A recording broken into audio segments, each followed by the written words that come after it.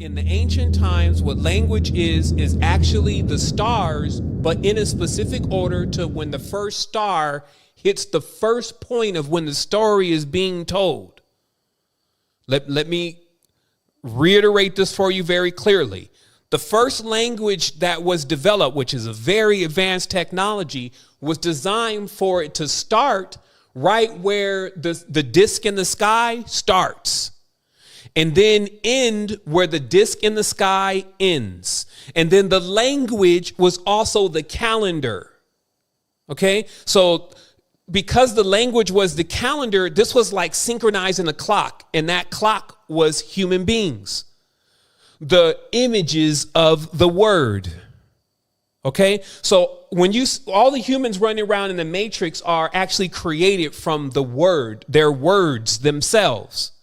Now, remember, we talked about that there's a space that's outside of this that doesn't consist of words. It consists of sounds. But inside here, all of the creations were created with words. Okay? Now, the reason why this is so imperative to understand is that as we move through this, okay, so let me just finish that, because I can't go fast here, because there's no need to go fast here if we don't understand this, because the consciousness will unpack this all by itself as long as it's able to grasp it. Getting out of the matrix actually consists of that in the subconscious mind starts playing back some of the codes that I'm talking about the language, about certain things that obviously don't make sense. And then it starts putting stuff in play. It's like a puzzle piece. And it just starts unraveling and unpacking it, and then it puts it into like this perfect shape. That's what it is that we're doing right now. But we have to be aware of exactly how all this was supposed to work.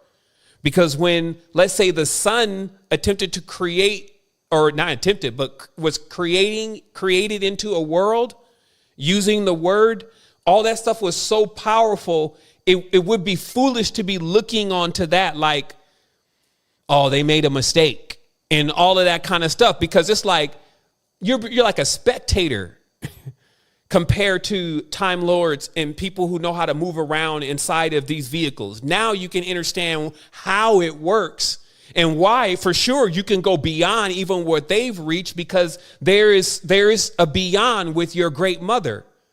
But to operate in the matrix, you need to understand the masters of the matrix are indeed masters because they are aware of a certain thing that's going on that's irrefutable. And the basis of this is that the first language, or the code, like, so if you can imagine man sitting there as the new creation, because the first ones were the angels or the angles. They're like programs or tools to carry out the manifestations of the words inside of the matrix. But then they get pushed aside because a new version comes called man. And woman, of course, but actually woman was already here. A new version that comes that's called man. And now this process starts where, let me just get into alignment here, that now all of existence, basically all of how everything would happen in the reality, the code, if you may, needs to be implanted into the first manifestation's mind. Like, it's like almost like a program, but it's organic in itself, the creation itself, but what's given to it and kind of embedded in it, and that it starts thinking with, is inorganic in that respect. It's like a crystal. Remember, crystals are inorganics. So let me explain how all that works. So in language, what you can imagine here is from the diagram that's in the center that says the monogram of the alphabet.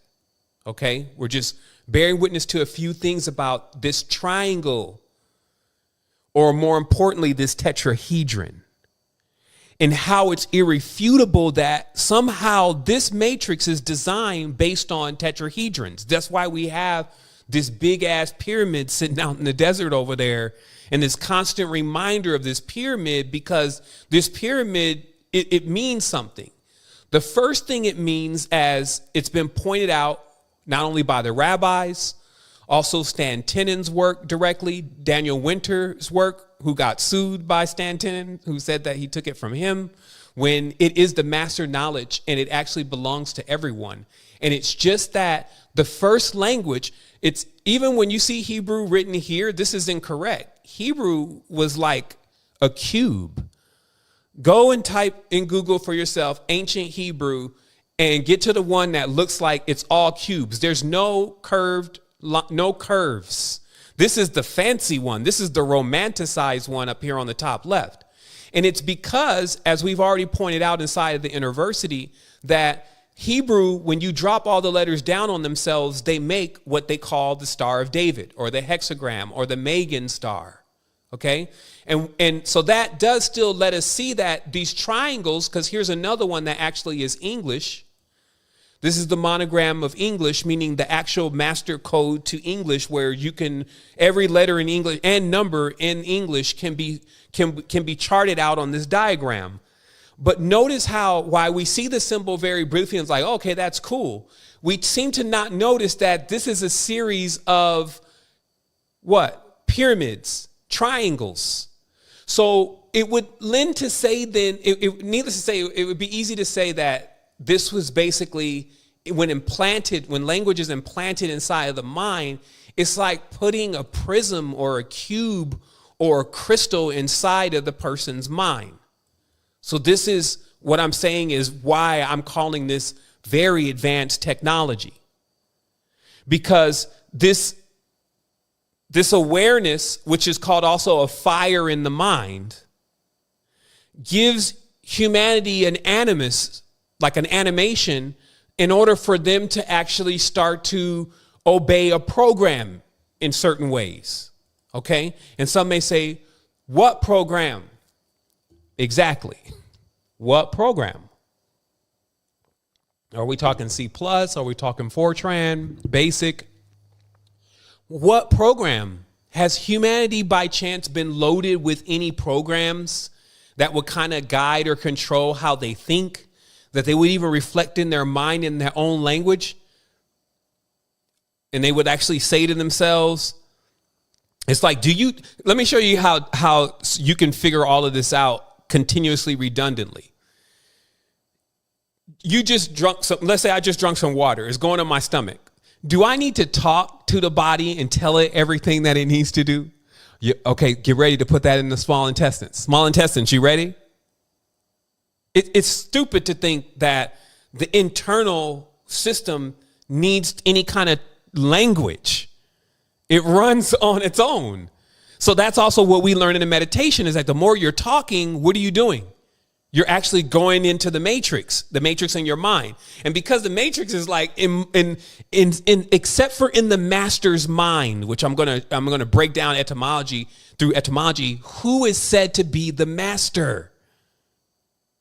Because every star is a character inside of the disc that's now rolling across in the language. And let me explain this.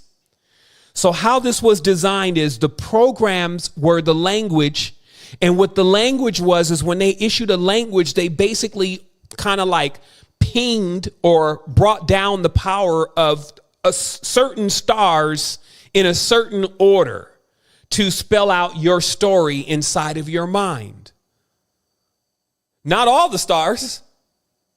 So let me explain this again. Like in mysticism, they talk about drawing down the power of a star, and they get you thinking about these angels and all that stuff. And it is real. But it's not the way everybody thinks. It's codes, because angels or angles are parts of the tetrahedron.